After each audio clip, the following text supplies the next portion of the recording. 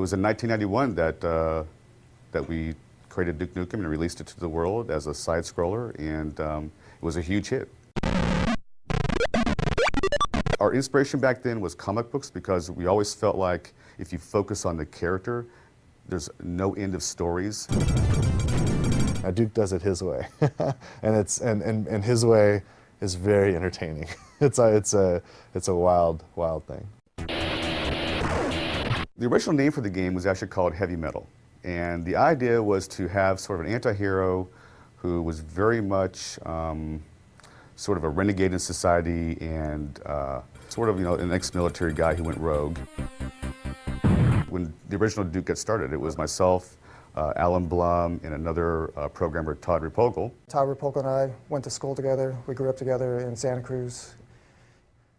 He started making side-scrollers and stuff, and while I was going to school at UCSC studying computer science, we were working on Duke Nukem 1 together. There's a guy I'd like to, anytime I have an opportunity, I like to call him out. His name's Alan Blum. And Alan, he created Duke. He and Todd Repogel, back in 1991, 92, created the original 2D side-scrollers of Duke Nukem. And, great fun games. And he's the one guy that from the very first moment of Duke existing, all the way through till today, has been involved in the Duke projects. It's very childish. So it doesn't take itself seriously, It's, instead of trying to fit a formula or trying to do certain things, it just does stuff you want to do. Duke Nukem has always been about the character, and we were focused on that at the beginning. It was difficult to bring it out with the side-scrolling simple technology in which we couldn't have voice work and so on. Actually, the voice started with Duke Nukem 2. At the opening cinematic, he says, "I'm back." Todd Repogel, the original Duke Nukem programmer, came to me and just asked about doing a voice because he wanted Duke Nukem to sound like, at least then anyway, sounded like a cross between McBain and Arnold Schwarzenegger. Those were my instructions, and I just said 2 words. I said, "I'm back." I am back.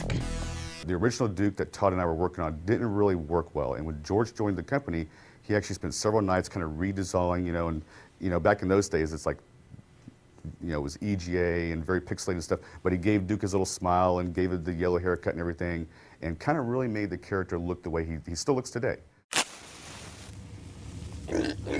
What? Did you think I was gone forever? Too long. We've waited too long, frankly. And I don't know if there's anything that could live up to the idea of 15 years of development, but this is absolutely a worthy successor and a worthy sequel to the game. I think that this is what fans have wanted to come out, and it's finally come out. I can't be more excited. If you're a Duke fan, and especially you're one of the fans that hang out on the 3D Realms forums for all that time, refusing to give up, refusing to, give in to the naysayers or whatnot, you're going to have a blast with this because it is a hell of a lot of fun.